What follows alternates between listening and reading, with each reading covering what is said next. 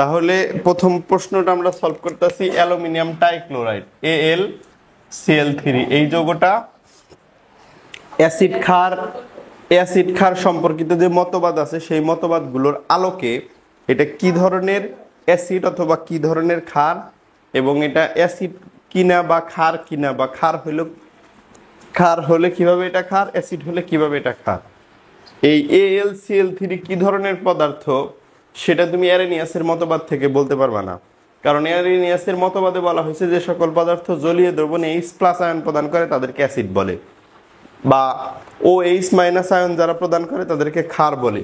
এটা পানিতে দিলে H+ আসবে না, এখান থেকে OH আসবে না। তাহলে অ্যারেনিয়াসের মতবাদ থেকে এটা তুমি অ্যাসিড বা ক্ষার কিনা এটা তুমি এক্সপ্লেন করতে পারবা না।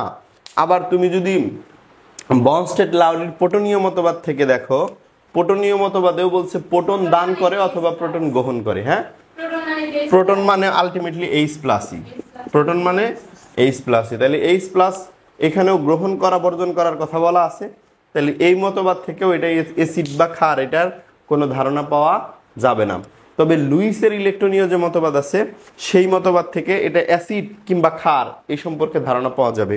তো সেই ক্ষেত্রে লুইসের ইলেকট্রনীয় মতবাদটা আমরা বুঝতে গেলে আমাদের প্রথমে যে কাজটা করতে হবে সেটা হচ্ছে এই জিনিসটা কি করতে হবে, স্ট্রাকচার দেখতে হবে।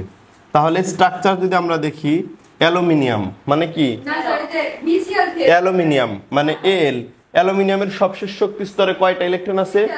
3টা ইলেকট্রন আছে। আমরা সেই 3টা ইলেকট্রন এইভাবে মার্ক করলাম।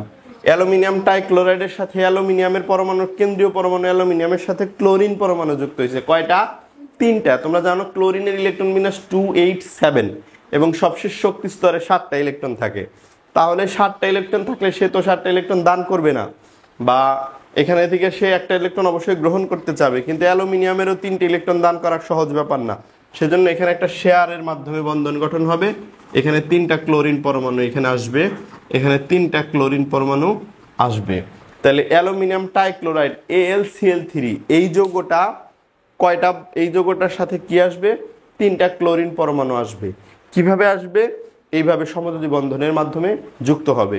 তোমরা দেখতে পাচ্ছ এ কারণে অ্যালুমিনিয়ামের সবশেষ শক্তি স্তরে এই মুহূর্তে ইলেকট্রন সংখ্যা কত? এই মুহূর্তে 6টা ইলেকট্রন আছে, তাই না? এই দুইটা, 3 জোড়া বা 6টা ইলেকট্রন রয়েছে। তোমরা জানো অষ্টক পূরণ হওয়ার জন্য 8টা ইলেকট্রন প্রয়োজন সবশেষ শক্তি স্তরে। তাহলে অ্যালুমিনিয়ামের সবশেষ শক্তি স্তরে অষ্টক পূরণ হয়নি, এখনো 1 জোড়া ইলেকট্রন অভাব রয়েছে।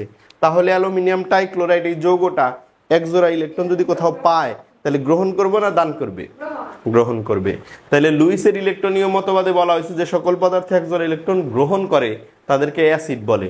তাহলে এই লুইসের ইলেকট্রনীয় মতবাদ অনুসারে এটা একটা অ্যাসিড। তাহলে এটাকে আমরা বলবো লুইস অ্যাসিড। যেহেতু অন্য অ্যাসিড না, এজন্য লুইসের মতবাদ অনুসারে অ্যাসিড, সেজন্য এটার নাম হলো লুইস অ্যাসিড। অনুরূপ আরেকটা যৌগ আছে BF3, বোরন টাইফ্লোরাইড। এটা কি ধরনের যৌগ তোমরা একটু বলো স্ট্রাকচার অ্যানালাইসিস করে।